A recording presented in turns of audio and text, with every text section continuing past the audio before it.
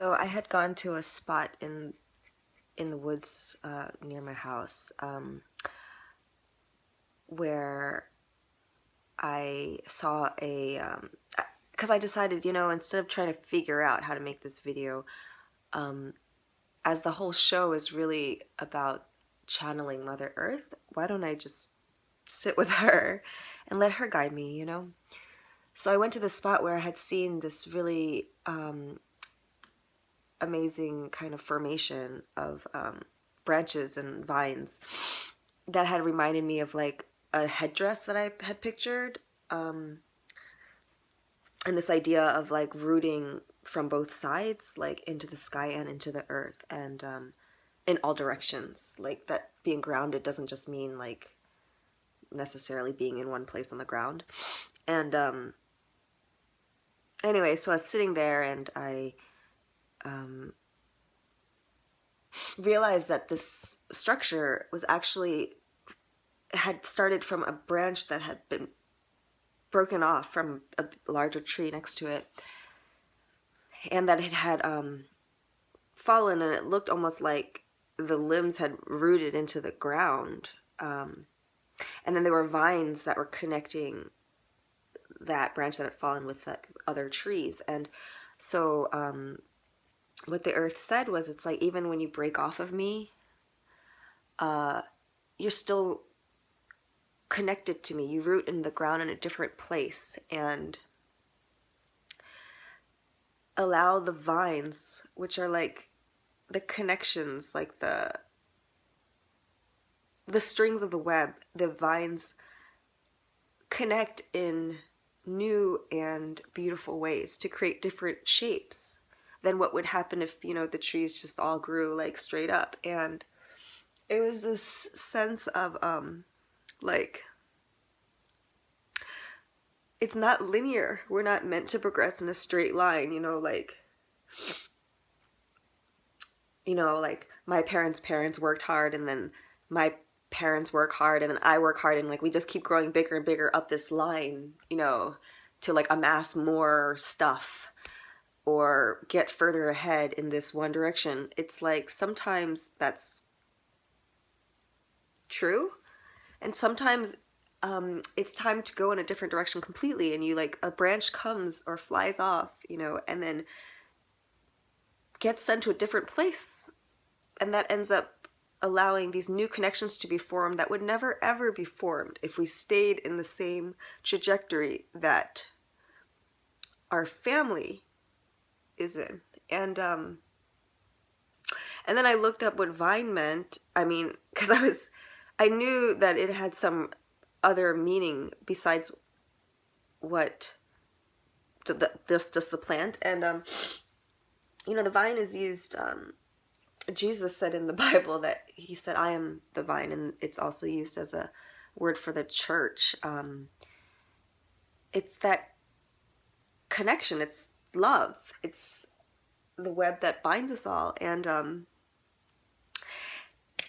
anyway, so that felt clear, but I guess I was hoping for some inspiration to make this video that I feel like I need to kind of do if I'm going to move forward with this show and, getting to Merida. And but this movie Brave, which the main character of this animated movie Brave is called Merida, it's spelled the same way, and I watched it like a few years ago, and I remember being really surprisingly moved by it, and it was in my head just because of the title, and but it kept coming in today, and I was like, you know what? Again, let's just let go and do what would feel good. So I started watching the movie again online, and I am all emotional right now because there were things in the movie that, of course, moved me the same way then, but that I'm getting a deeper understanding of now, of why it's important to me. So in the movie, again, I'm just going to talk about it. So if you haven't watched it, just don't listen, and you care about getting things spoiled. So the princess, her mother is a queen and like perfect, and wants to teach her only daughter to be the same way. And the princess is like wild and doesn't want to be married, and isn't ready yet, and kind of likes to like run in the forest and be free. And so she defies her mom and cuts a rift in this tapestry that is like a picture of their family. And anyway, the mom turns into a bear, and I just found this really interesting that like even the father attacks the mom, doesn't believe in magic, and so thinks the bear is just a bear. But this idea of like, you know, the mother has that wildness inside her too. I mean, she's a woman, you know. We're all a bit wild. I mean, men are too, you know, we're animals. And that, but in her case, it was like, you know, very, like there was a moment where she like almost connected with her daughter before she turned into a bear, and she stops herself from saying what was really in her heart, and instead says, you know, remember to smile, right? Which is like the classic, this way that we are taught, conditioned to tame women, for women to be tamed. And this queen, you know, feeling that she had to be like that to, you know, honor tradition and be the queen, kind of like sacrifice the parts of her that are wild. And anyway, she tells the daughter of this legend where there were 4 sons, and one of them wanted to go his own way and defy tradition, and so the whole kingdom fell. And then, okay, and so what's really fascinating to me is the spell that turned the mom into a bear was a repetition of the spell that turned that 4th son who defied everything into a bear. And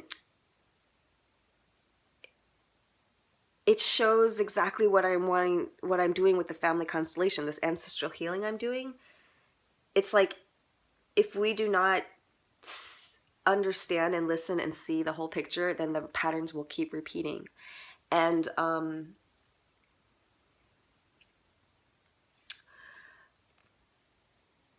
the mother, through being a bear,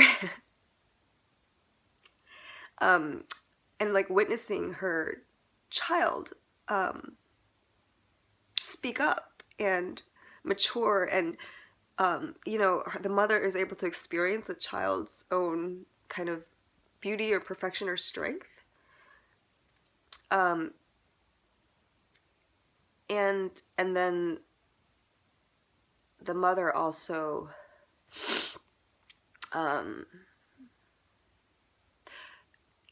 gets back connected to her own wildness, and they also, this spirit, this ancestor, you know, this distant ancestor that also defied his parents because he wanted to be free, or, you know, to be selfish. I mean, this is the classic story, right? This is a story of Satan, of Lucifer, like, of pride, of, you know, saying, yes, this is great, thank you, mother and father, but I still want to go my own way. And just that there's nothing inherently wrong with that, right? Like, again, the bow is meant to break. And yet, it is a melding. Like, yes, the bow is meant to break. Like, it was this princess's fate too. It needed to be torn asunder, you know, like her relationship with her mom, her making the mistake, and the guy, you know, giving into pride and all of that. But then to heal the whole line, you know, it is to come back together and see that both sides are innocent, you know, that both sides are innocent. And then open, you know, an opportunity for a new way. So, you know, when I first heard of this trip to Merida, and actually it was interesting, you know, I thought about like, I wonder if it would be really great if my mom came with me, if she was there for the performance. But then I was like, oh, that's just some like sentimental idea, because I have had this deep connection with my parents for a long time, especially my mom. I feel like a lot of times I have thoughts like that, but that maybe it comes from like guilt or like an old sense of loyalty. And it's like, no, no, no, doing what's right for me would be like allowing myself to have my own space and like allowing my mom to be on her own path and not like trying to, you know, like you should experience this because it'll be great for you. Um, so I had the thought and then I let it go, you know, like, no, like she's going to be present in spirit and she doesn't need to actually be present for the healing or the performance.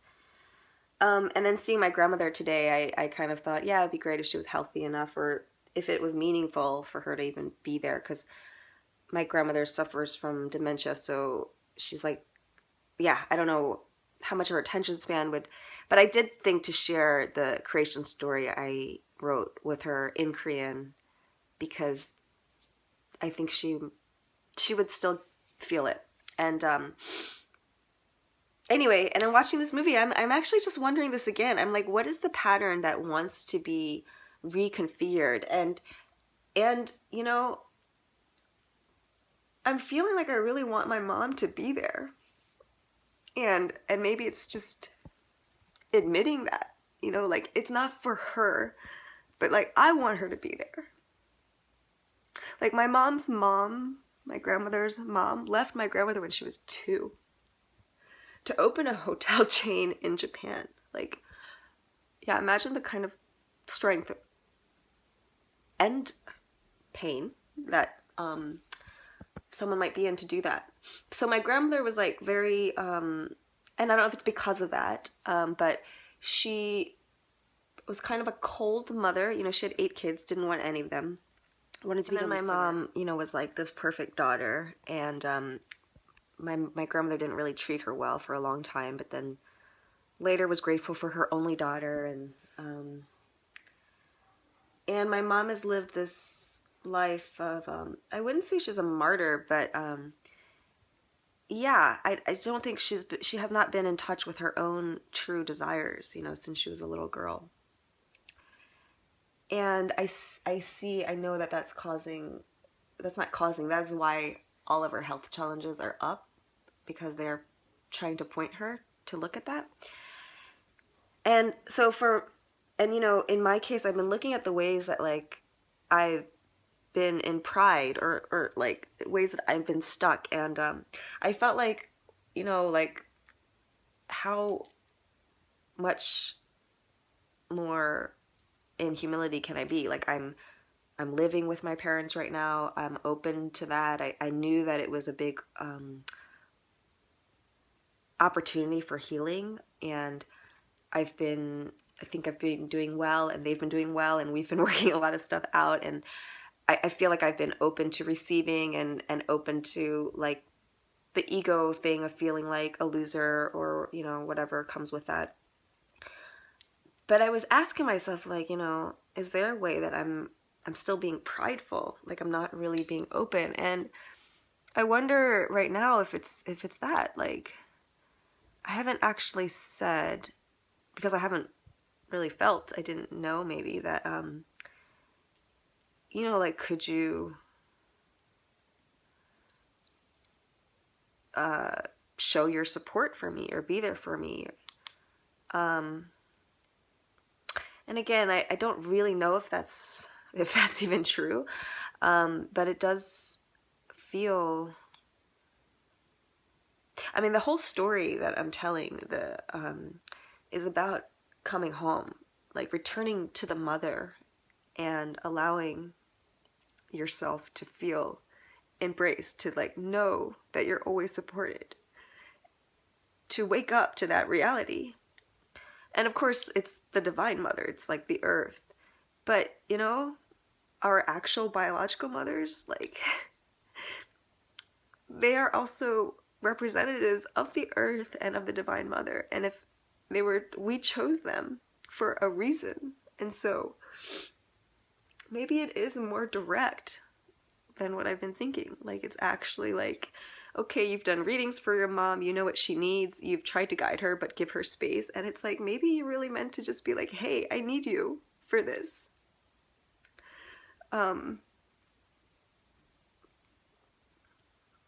Yeah.